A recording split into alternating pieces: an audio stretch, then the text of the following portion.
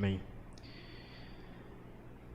Irmãos, eu não gosto muito de usar notebook ou algo parecido no sermão. Hoje terei que usar, mas apenas como um teste. Mas vamos lá. Irmão, você pode abrir sua Bíblia em Efésios capítulo 4. Efésios capítulo 4.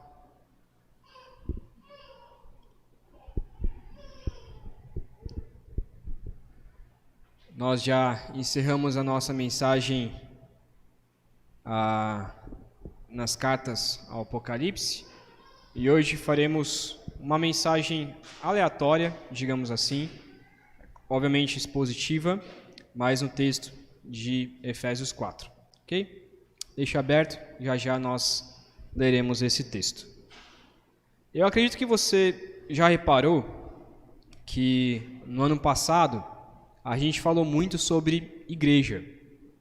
Acho que você reparou que praticamente todas as mensagens, de todas as exposições, a gente falou diversas vezes sobre igreja. Nós tivemos mensagens sobre o que é uma igreja saudável, quais as marcas de uma igreja saudável.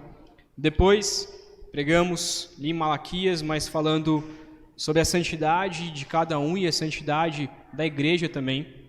Pregamos em 1 Timóteo, e gastamos um bom tempo em 1 Timóteo, falando sobre o bom procedimento da casa de Deus, bom procedimento na casa de Deus. E pregamos recentemente, que foi a última mensagem, nas 7 cartas para as 7 igrejas de Apocalipse. E focando mais como a igreja deve ser e quais os cuidados que ela deve tomar para ser a noiva, continuar sendo a noiva de Cristo Jesus. Esse ano de 2022, a gente vai tentar fazer um pouco diferente, algo que nós temos planejado, de fazer um pouco diferente. Obviamente, todas as mensagens elas são de aplicação para a igreja, mas a gente vai começar a trazer e aprofundar em estudos mais específicos da vida cristã. Então, algo que a gente tem orado e conversado como igreja é que a gente precisa trabalhar conteúdos mais da vida cristã, da nossa vida cristã. Lutas contra pecados, aconselhamento bíblico, discipulado e por aí vai. Então, hoje a minha intenção é falar sobre uma nova igreja, uma nova velha igreja, a unidade da igreja de Cristo Jesus, baseado aqui em Efésios 4. A gente vai ler todo esse texto de Efésios 4, vai ser uma exposição nesse texto de Efésios 4, só que não vamos pegar todos os detalhes, palavra por palavra, é um texto muito grande, são 32 versículos, então por isso que a gente vai separar em blocos, e ler esse texto porque é um assunto só aqui na carta de Efésios. Eu não gosto, confesso que eu não gosto, conversei com o Rafa esses dias, que eu não gosto de pegar um texto aleatório e expor desta maneira, mas eu acho que é interessante para aquilo que nós temos planejado, para aquilo que nós temos pensado para a igreja, orado, e nas conversas de corredor, parece que temos essa mesma ideia como igreja, de ser uma igreja mais unida, de sermos uma igreja mais bíblica, ok? E aí, no final da mensagem, eu quero mostrar um pouco daquilo que nós temos pensado também como liderança e quais são os nossos planos também para esse ano. Então, eu quero ler esse texto pensando com você qual é o papel da igreja local, qual é o papel da Igreja Batista Espaço Vida, qual é a nossa missão da nossa igreja. Primeiro, versículo de 1 ao versículo 6. Nossa missão, nosso papel, o nosso mandamento aqui que encontramos nesse texto é de que nós devemos andar de modo digno de Cristo Jesus. Vamos ler, então, Efésios 4, de 1 a 6. Você pode ler junto comigo, diz assim: Por isso eu, o prisioneiro no Senhor, peço que vocês vivam de maneira digna da vocação que foram chamados, com toda a humildade e mansidão, com longanimidade, suportando uns aos outros em amor, fazendo tudo para preservar a unidade do Espírito no vínculo da paz. Há somente um corpo e um só Espírito, como também é uma só esperança para a qual vocês foram chamados, a um só Senhor, uma só fé, um só batismo, um só Deus e Pai de todos, o qual é sobre todos, age por meio de todos e está em todos. Vamos fazer mais uma oração.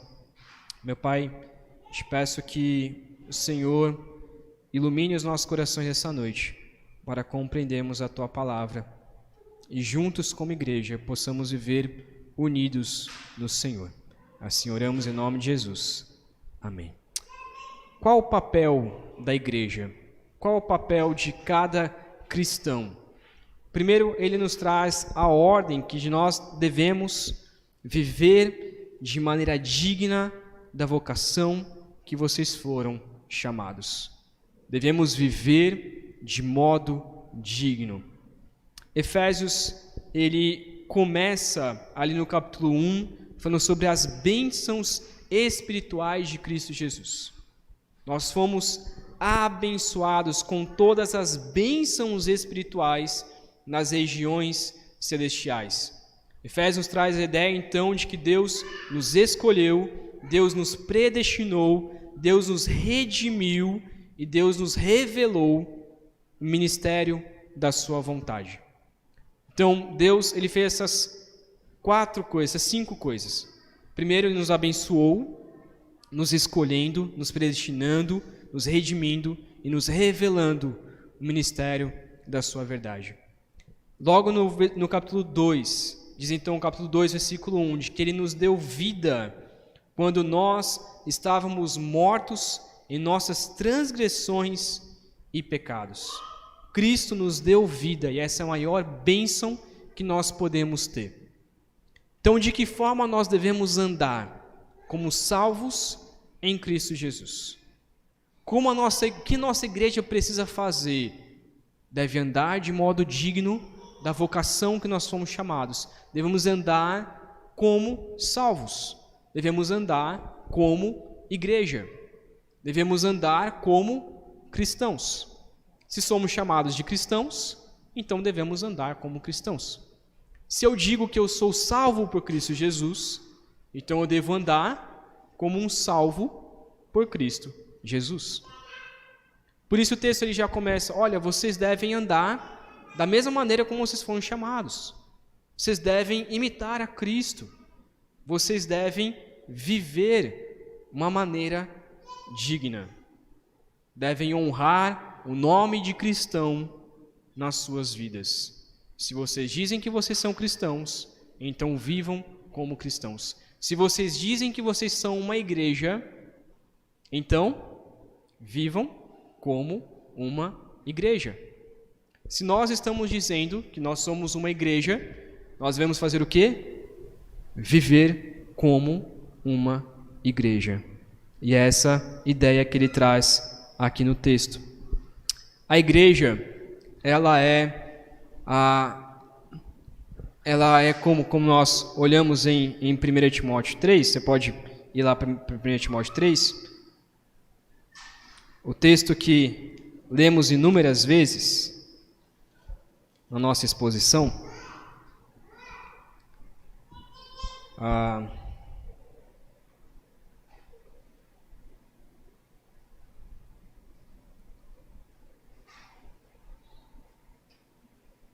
Estou em 2 Timóteo, por isso que eu nunca vou achar. 1 Timóteo 3, versículo 15. Agora sim, 1 Timóteo 3, versículo 15. Você saberá como deve proceder na casa de Deus, que é a igreja do Deus vivo, coluna e fundamento da verdade. A igreja é a igreja do Deus vivo, coluna e fundamento da verdade. Como nós devemos então viver como igreja? Exatamente dessa maneira, porque nós somos coluna e fundamento da verdade. Nós somos a igreja de Deus e devemos viver como igreja de Deus. Por meio da igreja, nós vamos descobrir, então, o quanto Deus nos ama. Mas interessante, o texto ele continua dizendo que nós devemos viver com toda humildade, com mansidão, com longanimidade, suportando uns aos outros em amor. Ou seja, como nós devemos viver como igreja, com humildade, com mansidão, suportando uns aos outros em amor. Eu devo suportar cada pessoa, de fato, com amor no coração, mas não gosto daquela pessoa. Suporte aquela pessoa em amor. Ame aquela pessoa. A ideia de suporte aqui muito é discutido se a ideia de suportar, essa palavra aqui em grego é suportar, já o suporta aquela pessoa, eu simplesmente suporto ela, ou de suportar, de trazer suporte àquela pessoa. Está muito discutido isso, se essa palavra aqui de suportar em amor é de fato demonstrar amor, suportar aquela pessoa em amor. Isso é viver de maneira digna de igreja. A igreja, ela deve então viver em amor, amar um ao outro. Mas o versículo continua, fazendo tudo para preservar a unidade do Espírito no vínculo da paz. Olha que interessante. Muita gente fala assim, a igreja ela deve ser unida. A igreja ela tem que ser mais unida. A gente fala isso toda hora, todo momento. A igreja precisa ser mais unida. Mas posso te falar uma coisa? A igreja já é unida. A igreja já é unida. A gente não une a igreja. A gente faz o quê? Olha o que o texto diz. A gente preserva a unidade do Espírito no vínculo da paz. A igreja já é unida. A igreja já é unida, como o texto diz, em Cristo, por meio de um corpo, em um só Espírito, uma só esperança, um só Senhor, uma só fé, um só batismo, somente um Deus. É nisso que nós somos unidos. Apenas então nós preservamos a unidade da igreja. Nós preservamos a unidade entre os nossos irmãos. A igreja ela já é unida quando alguém entrega a sua vida a Cristo Jesus e aceita essa unidade em Cristo, então ela se une à igreja. É um processo natural. Não é a gente que faz essa unidade, é o próprio Deus, o Espírito Santo, que age no meio de nós, como o versículo 5 termina, o versículo 6, age no meio de nós, age por meio de todos e está em todos. Por isso, é muito fácil, cá entre aspas aqui, é muito fácil a igreja ser unida. É muito fácil os irmãos serem unidos. Por quê? Porque nós estamos unidos em Cristo, por meio de um corpo, um só Espírito, uma só esperança, um só Senhor, uma só fé. Como diz Filipenses, devemos ter o mesmo pensamento de todos os irmãos. Nós temos um pensamento só, nós temos uma palavra, nós temos um Deus, um Espírito, um Cristo Jesus. Nós temos um só batismo. É fácil a igreja ser unida porque é um pensamento só. Mas qual a dificuldade da igreja ser unida? Nós devemos nos submeter à palavra. Devemos nos submeter à palavra do Senhor. Devemos nos submeter ao Espírito Santo.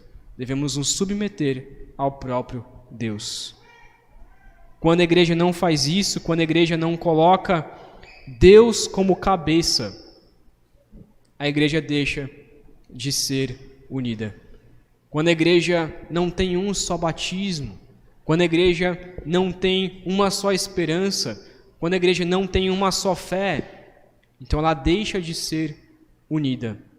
Mas quando a igreja preserva a doutrina santa de Deus, então a igreja continua sendo unida.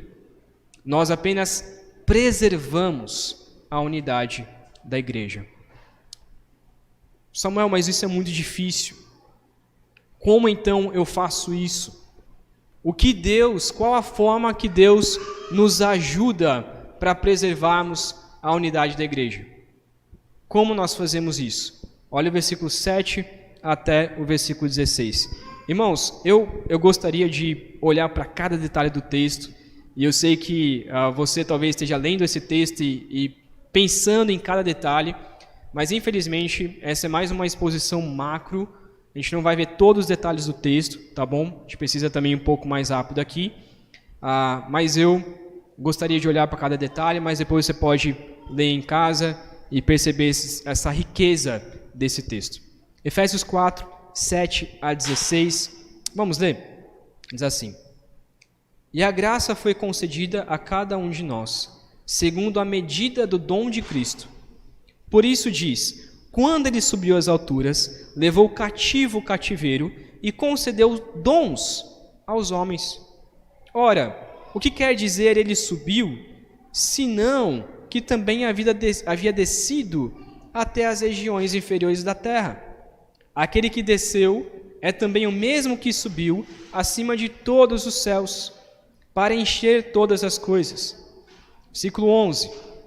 E ele mesmo concedeu uns para apóstolos, outros para profetas, outros para evangelistas e outros para pastores e mestres, com vistas ao aperfeiçoamento dos santos, para o desempenho do seu serviço, para a edificação do corpo de Cristo, até que todos cheguemos à unidade da fé e do pleno conhecimento do Filho de Deus, ao estado de pessoa madura, à medida da estatura da plenitude de Cristo, para que não mais sejamos como crianças, arrastados pelas ondas e levados de um lado para outro por qualquer vento de doutrina, pela artimanha das pessoas, pela astúcia com que induzem ao erro, mas seguindo a verdade em amor, cresçamos em tudo naquele que é a cabeça, Cristo, de quem todo o corpo bem ajustado e consolidado,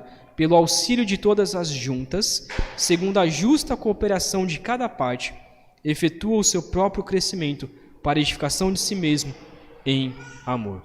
Irmãos, que texto rico, que texto maravilhoso. Cristo não deixou a igreja órfã.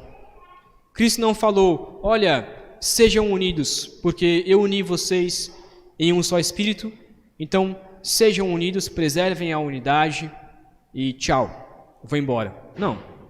Ele enviou um espírito. Ele uniu com um só espírito. Mas não só enviou um espírito. Cristo também nos deu 4 presentes. 4 presentes. Versículo 11 nos diz quais são esses 4 presentes. São 4 dons. Ele deu dons para que algumas pessoas sejam apóstolos, outros profetas, outros evangelistas e outros pastores mestres. Pastores e mestres. Apóstolos e profetas, a gente não vai entrar em discussões aqui, mas eu particularmente creio que hoje não exista mais apóstolos. Aqueles que se intitulam como apóstolos, não existe mais essa ideia de apóstolos. Profetas, eu tendo a acreditar que não existe mais profetas. Kelson vai me matar aqui. Mas eu tendo a acreditar que não existe também mais esse título de profeta, mas a questão da revelação da profecia. No entanto, tenho um pouco as minhas dúvidas a respeito disso. Mas eu creio que exista sim evangelistas, pessoas que têm o dom do evangelismo e pessoas que têm o dom concedido por Deus de serem pastores mestres. A ideia do texto aqui, talvez a sua versão seja um pouco diferente, mas a ideia de pastores mestres é como se fosse uma palavra só, pastores mestres. Existem algumas versões que dizem pastores e também mestres, algo separado, como se fosse dois dons diferentes. Então aquela pessoa tem o dom do pastoreio, aquela pessoa tem o dom de ensino, de ser mestre da igreja. Mas alguma discussão sobre isso, de que talvez seja o mesmo dom. É o pastor que ensina. Ele pastoreia e ensina a igreja. Mas se for 5 ou 4, aqui para mim não faz tanta diferença. A ideia do texto é dizer que Deus deu dons a homens para ensinar a doutrina correta de Deus. Porque nós temos um momento de pregação no culto, para que nós possamos aprender com a palavra do Senhor. Deus deu dons a certas pessoas que, como diz 1 Timóteo, que tiveram o desejo de ser pastores, o desejo de ensinar, e Deus concede graça a essas pessoas para ensinar a igreja de Deus. Essas pessoas não são melhores, pelo contrário, elas são servas de Deus, elas são servas da igreja, e estão sendo utilizadas por Deus para ensinar a igreja. E Deus concede dons a essas pessoas para ensinar a doutrina, para preservar a unidade. Qual que é o propósito aqui? Provavelmente, você foi... o que nós seguimos hoje, meio começando com apóstolos, o que nós seguimos hoje é a doutrina dos apóstolos. Deus deu apóstolos para nos ensinar a doutrina. Deus deu profetas para nos revelar a profecia de Deus, a palavra de Deus. Deus nos deu evangelistas, e provavelmente você talvez se converteu por meio de um evangelista.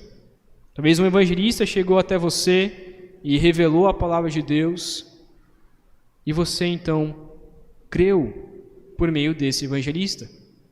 Eu creio que há pessoas que têm mais esse dom de evangelismo do que o dom do pastoreio, do que o dom da pregação. Para mim, uma pessoa nítida sobre isso é o próprio Isânio, que tem muito desejo de realmente pregar o evangelho a pessoas que não conhecem do evangelho. E Deus também usa pastores e mestres para nos doutrinar, para nos ensinar da palavra do Senhor. Qual o propósito? Para revelar a Cristo e ensinar a palavra de Deus. O versículo 12 nos diz assim, olha que interessante. Com vista, Deus nos dá esses mestres com vista ao aperfeiçoamento dos santos para o desempenho do seu serviço, para a edificação do corpo de Cristo. Qual é o objetivo de Deus nos dar pessoas que nos ensinem a palavra de Deus? O objetivo é para que a igreja ela seja madura, para que a igreja ela seja aperfeiçoada, para que todos os santos sejam aperfeiçoados para o serviço de Deus, para que nós sejamos mais santos e sirvamos mais a Deus. É por isso que nós temos essas mensagens. É por isso que nós gastamos 40 minutos, 1 hora, quando o Rafa prega um pouquinho mais do que 1 hora. Às vezes quando eu prego um pouquinho mais que 1 hora. Mas é por isso que nós gastamos um bom tempo do nosso culto lendo e expondo a palavra de Deus. O nosso desejo é que você seja aperfeiçoado. Para que seja aperfeiçoado? Do 13 ao 16.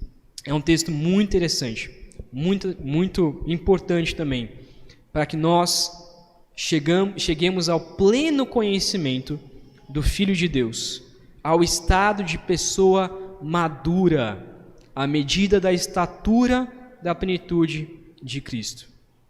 O texto então diz que nós devemos ser maduros, cresçamos no ensino dos mestres, no ensino da palavra de Deus, para que não sejamos mais como crianças, levados de um lado para o outro, por ventos de doutrinas, mas que nós possamos deixar de tomar o leite espiritual e comer uma comida mais sólida, para crescer, para ser mais sábios, para sermos mais santos, para serem melhores cristãos, para viverem para a glória de Deus. O texto então nos diz nitidamente que o meio pelo qual o auxílio que Deus nos dá é o ensino dos apóstolos, o ensino dos profetas, o ensino dos evangelistas, o ensino dos pastores mestres, para nos aperfeiçoar, para nos ensinar a sermos pessoas sábias. O que nós então fazemos nessa igreja é acreditar que apenas a exposição da palavra de Deus é que vai nos tornar maduros. É a palavra que fala ao nosso coração, e não aquilo que eu digo, não aquilo que o Kelson diz, não aquilo que o Rafael diz, mas é a palavra de Deus que nos faz pessoas maduras. O texto então continua e nos diz o processo de amadurecimento. Não adianta eu simplesmente vir à igreja, eu escutar a mensagem, eu escutar a pregação e não ter um processo de mudança, não ter um processo na minha vida. Olha o que o texto diz então do 17 ao 24. Isto, portanto, digo e no Senhor testifico, não vivam mais como os gentios, que vivam na vaidade dos seus próprios pensamentos, tendo o seu entendimento obscurecido, separados da vida que Deus concede, por causa da ignorância em que vivem, pela dureza do seu coração, tendo se tornado insensíveis. Eles se entregaram à libertinagem para, de forma desenfreada, cometer todo tipo de impureza. Versículo 20. Mas não foi assim que vocês aprenderam de Cristo. Se é que de fato ouviram falar dele e nele foram instruídos segundo é a verdade em Jesus. Quanto à maneira antiga de viver, vocês foram instruídos a deixar de lado a velha natureza que se corrompe segundo desejos enganosos e a se deixar renovar no espírito do entendimento de vocês e a se revestir da nova natureza criada segundo Deus em justiça e retidão procedentes da verdade. Qual é o processo de amadurecimento? Deixar a velha natureza e se renovar da nova natureza. O texto nos exorta a não vivermos mais como pagãos, que têm a mente obscurecida, vive por meio de vícios, mas a viver uma nova vida em Cristo Jesus. Que vida? Quem me ensinou a ter essa vida? Os seguidores de Cristo Jesus, os mestres, os apóstolos, os profetas, os evangelistas, os pastores mestres, me ensinaram a viver uma vida cristã e a sermos bons seguidores de Cristo Jesus. Os 12 apóstolos ensinaram sobre Cristo nos seus escritos. Os profetas bíblicos nos revelaram sobre Cristo. Você em algum momento foi evangelizado por alguém e hoje, depois da conversão, você é ensinado todos os domingos a viver uma vida cristã por meio do ensino dos mestres, dos pastores. A função pastoral, então, é de ensinar a vida cristã, mas essa função não é só uma função do pastor. Nós, como igreja, também devemos pastorear uns aos outros. Nós também devemos nos ajudar a largar a velha natureza e a viver uma nova natureza em Cristo Jesus. Romanos 15:14, você não precisa abrir, mas diz assim: eu mesmo, meus irmãos, estou certo de que vocês estão cheios de bondade, têm todo o conhecimento e são aptos para admoestar uns aos outros. O texto, então, deixa bem claro que nós somos aptos para admoestar uns aos outros, a viver de maneira digna do Senhor, a deixar de lado a velha natureza e a nos renovar por meio do Espírito, a nos revestir da nova natureza de Deus, criada segundo Deus em retidão e justiça procedentes da verdade. O texto então nos diz que há um papel nosso de preservar a unidade, que é a santificação de cada um. Mas a gente vai um pouco mais adiantar o nosso texto aqui, versículo 25 até o versículo 32. é o meio do como nós ajudamos uns aos outros a viver em santidade. Esse texto eu leio muito como Paulo falando para cada cristão, o desejo do seu coração. Eu queria que você lesse esse texto como primeiro uma exortação a você mesmo, olhar para esse texto como uma exortação para você mesmo, mas também olhar para uma exortação ao seu irmão em Cristo Jesus. Nós devemos olhar para esse texto do 25 ao 32 como uma exortação para mim, como eu tenho que fazer para viver uma vida digna do Senhor, e também pensar em exortar outras pessoas a viverem desta mesma maneira. Deixa eu beber uma água antes de lermos o texto.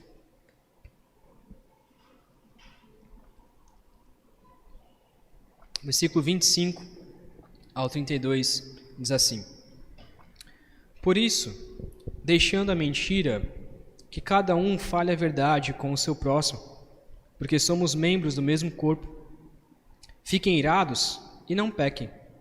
Não deixe que o sol se ponha sobre a ira de vocês, nem deem lugar ao diabo. Aquele que o roubava, não roube mais.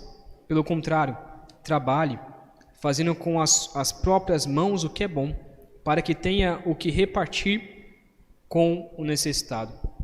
Não saia da boca de vocês nenhuma palavra suja, mas unicamente a que for boa, para edificação, conforme a necessidade, e assim transmita graça aos que ouvem. E não entristeçam o Espírito Santo de Deus, no qual vocês foram selados para o dia da redenção. Que não haja no meio de vocês qualquer amargura, indignação, ira, gritaria e blasfêmia, bem como qualquer maldade. Pelo contrário, sejam bondosos e compassivos um para com os outros, perdoando uns aos outros, como também Deus, em Cristo, perdoou vocês. Olha que interessante esse texto. Como nós preservamos a unidade da igreja, a unidade em Cristo? Vivendo uma vida santa ao Senhor, preservando a santidade nossa e dos nossos irmãos. Quando nós lemos esse texto, parece algo muito pessoal. Bom, se eu minto, eu tenho que deixar de mentir. Se eu roubava, eu tenho que deixar de roubar, trabalhar e dar o meu dinheiro às pessoas.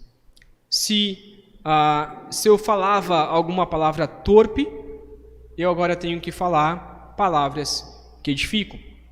Parece algo muito pessoal, mas não é a ideia de Paulo aqui, a pessoalidade. Mas é trazer que a unidade do corpo é a santidade também da igreja. Nós devemos viver de maneira santa. Quando nós olhamos para esse texto, não podemos olhar como uma exortação simplesmente a mim, mas também aos meus irmãos. O que ele está trazendo?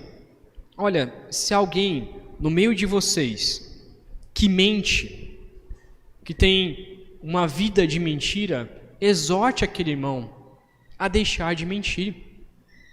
Exorte aquela pessoa a deixar a mentira e a passar a falar a verdade. Se alguém que se ira, e se ira com facilidade, e peca na sua ira, exorte aquela pessoa a deixar de se irar.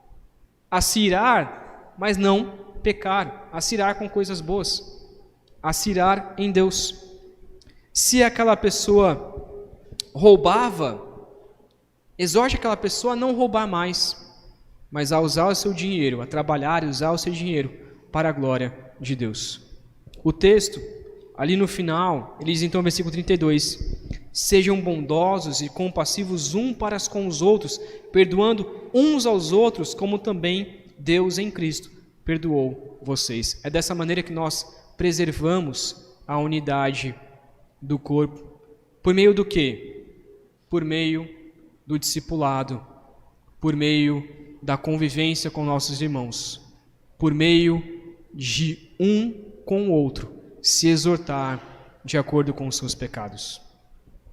Há muitas igrejas que vivem uma vida de domingo a domingo, mas não vivem a pessoalidade. Talvez há pessoas aqui que você não saiba nem o nome, mas saiba que você deveria saber não só o nome daquela pessoa, mas o pecado daquela pessoa. E tentar ajudar aquela pessoa a se livrar daquele pecado. Poder trazer para aquela pessoa: irmão, eu já passei por isso e eu posso te ajudar. Irmão, eu quero te ajudar na luta contra o seu pecado. E você pode me ajudar também na luta contra o meu pecado, para que possamos ser unidos em Cristo Jesus. Isso é igreja. A cada dia que a gente conversa, a gente fala: nossa, a nossa igreja podia ser mais unida, a nossa igreja tem que ser mais pessoal, a nossa igreja a gente tem que fazer mais visita, a gente tem que estar mais em casa, a gente tem que estar mais unidos. Por quê? Porque a cada dia que nós vivemos uma vida cristã, nós percebemos que a igreja é essencial na luta contra o meu pecado e na luta contra o seu pecado, na santificação do corpo de Cristo Jesus. A igreja deve se ajudar por meio do discipulado, por meio da vida na vida, por meio de eu olhar para aquele meu irmão e falar: meu irmão, posso te ajudar? Vamos ler a Bíblia junto, vamos compartilhar quais são suas lutas, quais são os seus desafios, o que você tem enfrentado, como eu posso te ajudar na luta que você tem enfrentado. Vamos estar juntos, vamos sentar, vamos tomar um café, vamos comer alguma coisa gostosa por aí, a gente se junta lá em casa, vamos se exortar. Como você pode, o que você precisa, o que eu posso fazer para te ajudar nessa mudança bíblica? O discipulado, então, me ajuda a enxergar de fora aonde eu estou pecando e o que eu preciso mudar. Se eu estou mentindo, uma pessoa pode então olhar e falar: aquele rapaz é muito mentiroso. Samuel, você é muito mentiroso, para de mentir. Meu irmão, eu precisava dessa confrontação. Me ajude então a parar de mentir. Me ajude a largar esse pecado. É assim que se vive como igreja. A nossa luta, ela não é contra a carne, contra a sangue. A nossa luta é contra potestades. Nossa luta é espiritual. Se você não gosta de alguma coisa naquela pessoa, eu não gosto do Kelson porque ele é assim, assim, assim, chega até ele: meu irmão, você tem pecado assim, assim, assim, eu posso te ajudar dessa maneira, vamos estar junto, vamos ler a Bíblia, vamos orar. Se você tem lutas e tem enfrentado essas lutas sozinho, procure alguém mais velho da igreja. Talvez a pessoa até seja mais nova do que você, mas procure aquela pessoa que tem um entendimento melhor das Escrituras, que você a considera como mais santa do que você ou algo parecido. Meu irmão, você pode me ajudar a enfrentar as minhas lutas? Você pode me ajudar a viver sem, como diz o versículo 31, sem amargura, sem indignação, sem ira, sem gritaria, sem blasfêmia, bem como qualquer outra maldade. Meu irmão, você pode me ajudar a ser mais santos, a ser mais santo? Um discipulador, ele vai me ajudar então a enxergar a raiz do meu problema. Essa é a unidade de Cristo Jesus. Essa é a unidade do corpo. O Espírito então, ele nos une em Cristo Jesus, em um só corpo. Cristo é o cabeça da igreja, mas o Espírito Santo também nos ajuda a, como corpo, a viver uma vida santa e ajudar um ao outro a viver uma vida santa em Cristo Jesus. Se você já é velho na fé e talvez tenha uma pessoa que te discipule, não fique estagnado.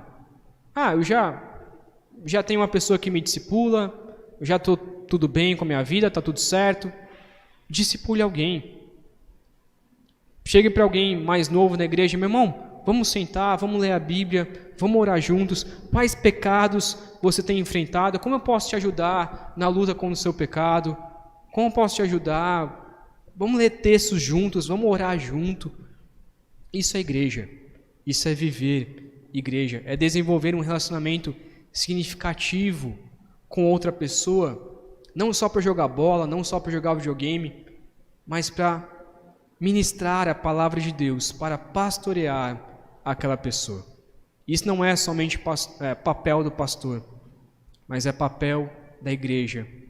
Uma igreja que quer ser unida, é uma igreja que luta contra o pecado, não só no púlpito, mas luta contra o pecado na vida, nos corredores, quando vai jantar juntos, conversam não só para dar risada, mas conversam coisas sérias. Meu irmão, como que está a sua vida? Como eu posso te ajudar? Como que aquela pessoa deixa de ser orgulhosa, deixa de ser iracunda, deixa de ser egoísta? Ao invés de você odiar aquela pessoa porque ela é tudo isso, ofereça ajuda. Torne um amigo espiritual daquela pessoa e seja disponível. Leve as suas dificuldades, os seus casos daquela pessoa a sério. Enfatize a graça de Deus na vida daquela pessoa. Procure maneiras de identificar com a história daquela pessoa. Encoraje aquela pessoa a viver uma vida de santidade a Deus. E dessa maneira, nós estaremos preservando a unidade da igreja.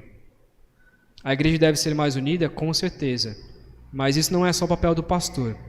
Isso é papel de cada membro da igreja, isso é papel de cada um de nós. Se há novos membros, há novas pessoas chegando na igreja, nós que somos mais velhos de igreja, devemos ajudar aquelas pessoas na caminhada. Devemos ajudar aquelas pessoas a chegar mais próximas de Cristo Jesus. Devemos preservar a unidade da igreja ao ouvir os ensinamentos dos pastores e procurar a ajuda dos crentes mais maduros e ajudar os mais fracos a deixar de ser crianças, a deixar levados por vento de doutrinas e a viver uma vida madura em Cristo Jesus. Eu quero encerrar essa mensagem trazendo algo que nós temos pensado como igreja para esse ano de 2020, a como nós podemos melhorar. Isso são sonhos, são planejamentos, são ideias de conversas que a gente tem com os presbíteros, conversas que a gente tem com cada membro da igreja, de como nós podemos preservar a unidade da igreja, como nós podemos melhorar, como podemos ser uma igreja mais unida, que exorta um ao outro, que tem o discipulado e a exposição da palavra de Deus como marca da nossa igreja. E eu queria trazer uma proposta de mudança, uma proposta de amadurecimento para os irmãos, encerrando essa mensagem, dizendo os nossos sonhos como igreja e como que você pode se envolver também com esses sonhos da nossa igreja. Quero primeiro olhar para um texto de Atos 20, se quiser abrir comigo, Atos 20, 20 a 21.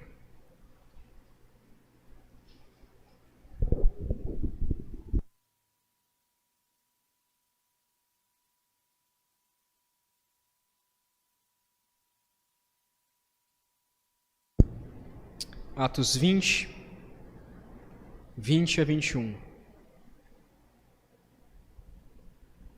Paulo dizendo o seguinte: vocês sabem que jamais deixei de anunciar o que foi proveitoso e de ensinar isso a vocês publicamente e também de casa em casa, testemunhando tanto a judeus como a gregos o arrependimento para com Deus e a fé em nosso Senhor Jesus Cristo. Vocês sabem que jamais deixei de anunciar o que fosse proveitoso, de ensinar isso a vocês publicamente e também de casa em casa. Esse deve ser o desejo do nosso coração como igreja, de anunciar o que é proveitoso. tanto publicamente, tanto de casa em casa, na pessoalidade, no tete a tete, na vida, a anunciar a Cristo, a estarmos juntos, unidos em Cristo, como igreja. Algumas áreas que a nossa igreja tem pensado em como nós podemos ser mais unidos. A primeira área, que foi algo que que já foi logo do começo da igreja, a igreja já foi plantada com esse foco e é uma marca dessa igreja, e nós devemos preservar essa marca da igreja, que é a pregação expositiva. Por meio da pregação expositiva, nós cremos que a igreja ela continuará a ser mais e mais unida. A nossa intenção, logo no começo agora do semestre, daqui a 2 domingos, é expor a carta de Filipenses, que é uma carta que vai nos trazer muito a pessoalidade, a vida em Cristo Jesus, a alegria em Cristo Jesus. Então a intenção de pregarmos em Filipenses,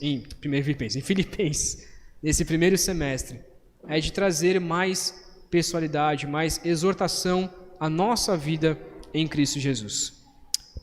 Nosso foco também, e eu peço a participação de vocês nisso, e essa é uma marca que eu queria trazer mais, que a gente quer trazer mais para a nossa igreja, é o discipulado. É a vida na vida, é compartilhar do Evangelho com o outro. Primeiro, como igreja, as nossas aulas da EBD, nós encerramos esse segundo semestre do ano passado em Marcos, e vamos ainda olhar mais para agora final do Marcos, agora no começo do ano, mas lá para março, a nossa intenção vai ser trazer uma EBD mais sobre aconselhamento e discipulado. Acho que não precisa colocar não, Job. Acho que não precisa colocar não. Mas a ideia é trazer mais um aconselhamento e um discipulado. Trazer as EBDs, os ensinos da EBD, a gente encerrou Marcos agora, e é trazer mais como que nós podemos aconselhar, como que nós podemos discipular cada pessoa. Que meios que eu faço? Como que eu posso chegar para alguém que eu não conheço e falar, olha, vamos estudar a Bíblia juntos? Como que eu faço isso? Por que meios que eu faço? Como que eu aconselho aquela pessoa naquele pecado? Especificamente naquele pecado que ela enfrenta, como que eu posso aconselhar ela? Uma intenção da nossa igreja, isso é um sonho, é que cada membro seja discipulado. E não só seja discipulado, mas possa também discipular alguém. Você precisa ser discipulado por alguém, você precisa discipular alguma outra pessoa. Você precisa disso. E esse é um sonho da nossa igreja, que cada pessoa esteja envolvida com o discipulado. Para os novos membros, temos pensado em um discipulado mais pessoal, não só uma classe de novos membros. É claro que a questão de tempo, muitas vezes a gente faz unido, a gente faz juntos, mas a ideia é de trazer mais pessoalidade. Uma pessoa poder discipular aquele novo membro, acompanhar desde o começo, até a pessoa se tornar membro da igreja, e ela pode dizer, olha, eu acompanhei ela, fiz discipulado com ela, a gente vai continuar dentro da palavra de Deus. Queremos, se Deus quiser, né, Kels, fazer mais reuniões de homens, precisamos disso. Ano passado nós tentamos um pouco, falhou um pouco, mas a intenção é voltarmos com as reuniões de homens, a gente poder, junto como homens, exortar um ao outro nas suas dificuldades, nas suas lutas. Pensaremos aí, talvez, depois a gente pode se reunir aí os homens para discutir sobre isso. Se vai ser uma vez por mês, se vai ser 15 dias, cada 15 dias a gente discute sobre isso. Que livro a gente vai estudar, se a gente vai estudar um livro, se a gente vai estudar a própria palavra. Mas a gente precisa, como homens, nos fortalecer em Cristo Jesus. E das mulheres que humilham os homens, que é através do design divino, o livro do design divino, nós queremos incentivar cada vez mais vocês, mulheres, a realmente lerem livros, a discipularem novas pessoas também está chegando. Para quem não conhece, desde o início da igreja, as mulheres estudam um livro, que na verdade são dois, né? É design divino e o segundo é? Até o Joab sabe. Design de interior. Design, como que é? Design interior. Não design de interior, né? Não vai limpar a casa. É design interior. Esses dois livros as mulheres já estudam aí um bom tempo. Tem mulher que já é formada em 2, 3 vezes no design divino. E se você é nova na igreja, é só você chegar para uma dessas mulheres e falar: olha, eu quero estudar isso aí. Eu quero estar junto com vocês, eu quero ser acompanhada. Tem muitas mulheres que já passaram por isso e já podem ensinar e compartilhar esse livro com vocês. E a última coisa na questão de discipulado da igreja é acompanhamento de casais. Eu e a Priscila, a gente acompanhou ano passado o Joab e a Érica, casaram. Temos acompanhado mais 3 casais, Lunária e Jadelson, e outros casais também.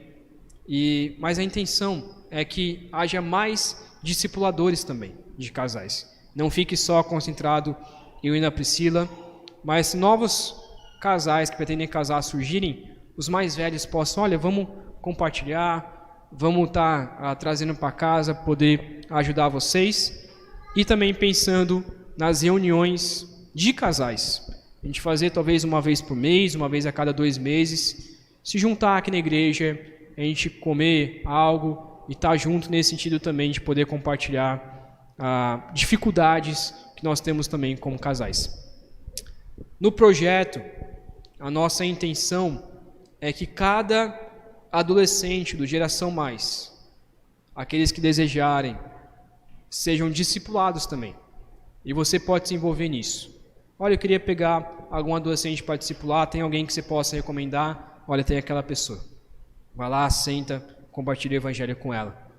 Um acompanhamento com as crianças, algo mais pedagógico, algo também preventivo com as crianças, as visitas de prevenção nas casas. Estejam orando, porque a nossa intenção no projeto é fazer mais visitas nas famílias, conhecer mais aquelas famílias.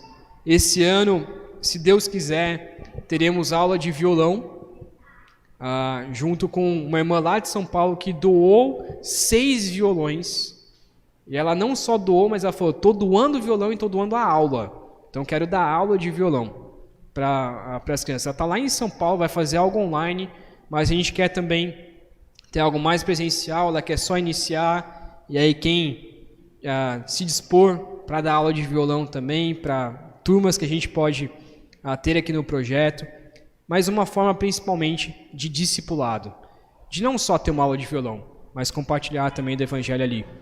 Se Deus quiser, Anderson, um missionário de Lagoa, estará com a gente aqui esse ano também, estará mais envolvido com o futebol, quase toda semana, né, Joab? Aparece alguém perguntando: eu posso jogar futebol? Não sei o que. A gente não abre tanto, porque a gente não tem pessoa para acompanhar, mas o Anderson ele vai estar vindo e vai estar ajudando nessa parte do futebol também, com as crianças, com os adultos, poder compartilhar, aproveitar desse momento para compartilhar do Evangelho. E, obviamente, nossas aulas também no projeto, focando mais algo bíblico, e você pode se envolver também com o projeto. Evangelismos. Temos pensado, temos orado para alcançar, voltar a visitar algum povoado em Piripiri, esteja orando por isso, para que a gente volte em algum povoado, volte a visitar algum povoado. Evangelismos na rua ou algo parecido, a gente precisa voltar a evangelizar, ser uma marca da igreja, de alcançar, de evangelizar pessoas. Também temos orado, e Luan já compartilhou com a gente sobre um povoado em Lagoa de São Francisco, o povoado Cabreira, e eu queria que você pudesse se envolver também com isso. Pergunta para o Luan: Luan, quando você vai? Quando você vai estar indo? Poxa, eu consigo ir nesse dia, poder te ajudar. Ele precisa de muita ajuda também ali para alcançar aquele povoado. E o nosso sonho, e algo que nós temos orado, tenho compartilhado com o Isânio, é que, se Deus quiser, esse ano a gente começa a nossa construção da igreja ali no Alazão, no povoado Alazão. Se Deus quiser, Deus vai dar os recursos, a gente vai começar a construir ali aquela igreja, um espaço. A ideia é primeiro construir um espaço de multiuso ali no Alazão. Nós já temos um terreno naquele povoado, agora falta só começar a construir. E se Deus quiser, esse ano a gente começa algo ali. A nossa intenção também, como igreja, é termos pequenos grupos, é ter o casa na casa, é poder fazer visitas às casas e compartilhar o Evangelho, primeiro com os membros da igreja. Nossa intenção é talvez uma quarta-feira, o culto de quarta-feira a gente fazer em casas, a gente vai orar sobre isso e pedimos também a cooperação de vocês também para isso, a gente começar a se reunir em casa durante a semana. Não só no sábado, não só no domingo, mas durante a semana a gente começar a se reunir, a gente juntar pessoas, vamos fazer um culto na casa de tal pessoa, vamos fazer uma reunião na casa de outra, a gente começar a compartilhar o Evangelho em casa. E um segundo propósito que nós temos orado no projeto é começar a visitar famílias que têm o desejo pelo Evangelho, mas que a gente sabe que talvez por vergonha, talvez porque é muito escuro, talvez porque a casa da pessoa é muito longe, não conseguem vir no culto à noite. Há muitas famílias que, se a gente perguntar, vamos fazer um culto na sua casa, essa família vai abrir e ela vai querer que a gente faça um culto ali. E a gente tem orado para que a gente possa, quem sabe, alcançar um bairro, quem sabe plantar uma igreja na casa daquela pessoa. A gente tem orado para que o Evangelho cresça, a gente sair da nossa zona de conforto, começar a fazer essas visitas a essas famílias de maneira mais intencional.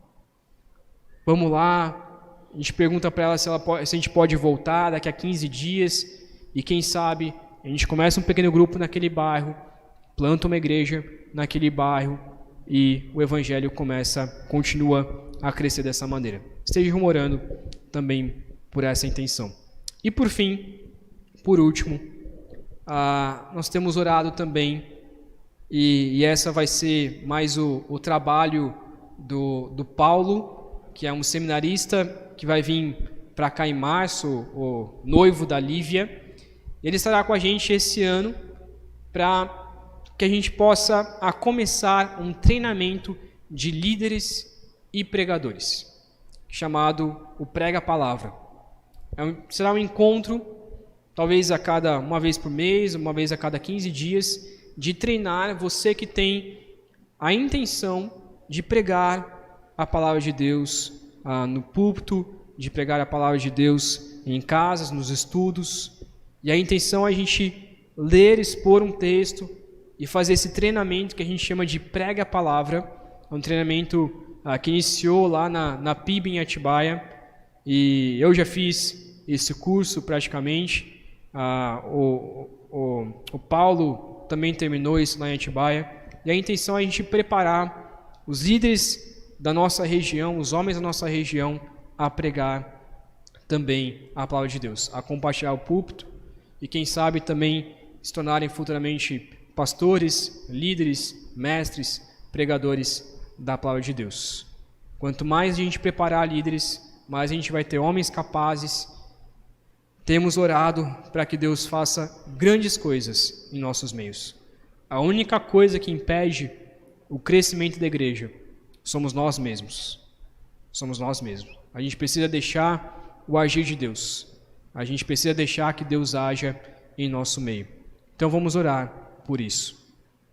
O Rafael vai ir para o treinamento ano que vem, e eu espero que quando ele volte ele possa ver uma igreja diferente e continuar a esse trabalho nessa igreja. Irmãos, o trabalho é grande, a gente não pode ficar parado, a gente precisa crescer, a gente precisa preservar a unidade do corpo, a gente precisa viver o Evangelho.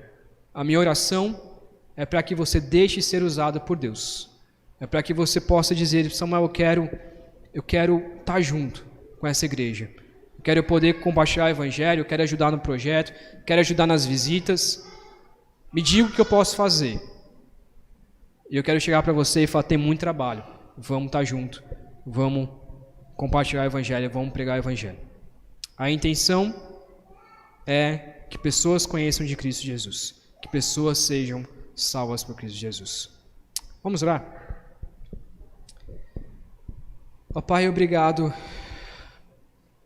porque sabemos que o Senhor é o mais interessado para que a sua igreja se torne madura, para que a sua igreja continue unida em Cristo Jesus.